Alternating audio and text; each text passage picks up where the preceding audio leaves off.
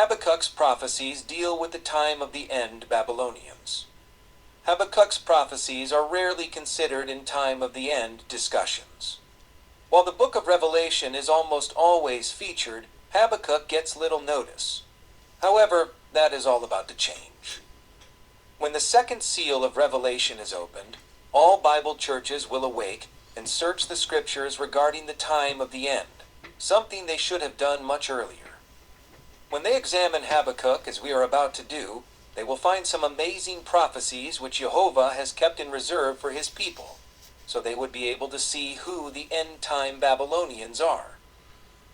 Before we dig into Habakkuk, I want to point out two foundational statements that Habakkuk makes regarding his prophecies. Understanding these two statements will help us see Habakkuk's importance to Jehovah's people in the time of the end. Habakkuk's first statement. Here is where Habakkuk stands out in the field of end-time prophets. Habakkuk is the only prophet in which Jehovah made this specific statement about the appointed time of the end. Here is what God said to Habakkuk. Then Jehovah replied, "Write down the revelation and make it plain on tablets so that a herald may run with it. For the revelation awaits an appointed time. It speaks of the end and will not prove false. Though it linger, wait for it. It will certainly come and will not delay." Habakkuk 2, 1-3. Jehovah told Habakkuk that this revelation speaks of the time of the end. Habakkuk's second statement. Habakkuk's second foundational statement identifies that these prophecies are about the end-time Babylonians. Now that the time of the end has come, we can begin to understand the meaning of Habakkuk's long-overlooked significance.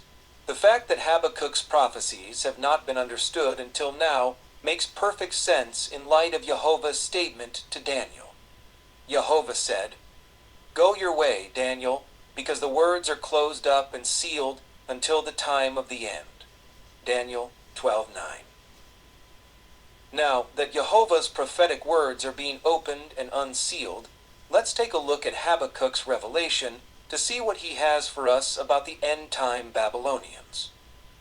Jehovah says, "I am raising up the Babylonians, that ruthless and impetuous people who sweep across the whole earth to seize dwelling places not their own.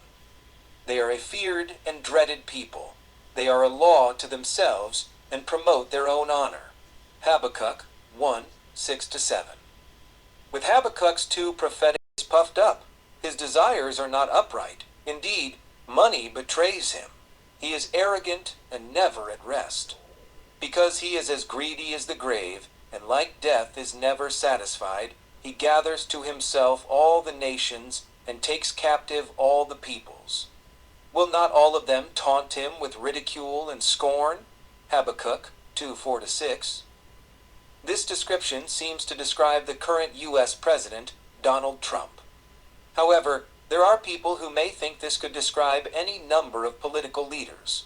Therefore, Jehovah has included a couple of things in this prophecy that will confirm for us if this is Donald J. Trump or not. When the Babylonian president fulfills these prophecies as recorded in Habakkuk, two statements will confirm who this is. They are, indeed, money betrays him, and will not all of them taunt him with ridicule and scorn.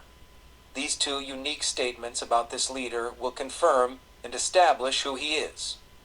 How this will be fulfilled, only Jehovah knows. However, Jehovah's people will soon know just what money betrays him, and will not all of them taunt him with ridicule and scorn means.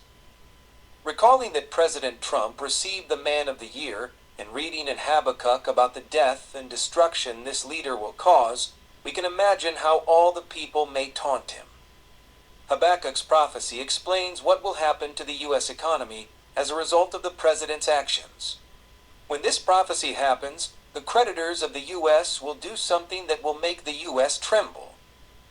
In light of these prophecies and the current U.S. economic condition of the USA, her creditors will likely stop loaning the U.S. money, which would cause the U.S. dollar to crash in value. It's also possible that the creditors would also force the world economy to drop the U.S. dollar as the world reserve currency, further devaluing the dollar. Here is how Habakkuk described it. Will not your creditors suddenly arise? Will they not wake up and make you tremble? Then you will become their victim. Habakkuk 2:7. Habakkuk also tells us what the Babylonian president does, which so angers its creditors that they create this financial disaster for the Babylonians. Because you have plundered many nations, the peoples who are left will plunder you, for you have shed man's blood, you have destroyed lands and cities, and everyone in them. Habakkuk 2:8. Jehovah further explains the Babylonian change of fortune here. You will be filled with shame instead of glory. Now it is your turn. Drink and be exposed. The cup from the Lord's right hand is coming around to you, and disgrace will cover your glory. The violence you have done to Lebanon will overwhelm you, and your destruction of animals will terrify you. For you have shed man's blood, you have destroyed lands and cities and everyone in them. Habakkuk 2:16-17.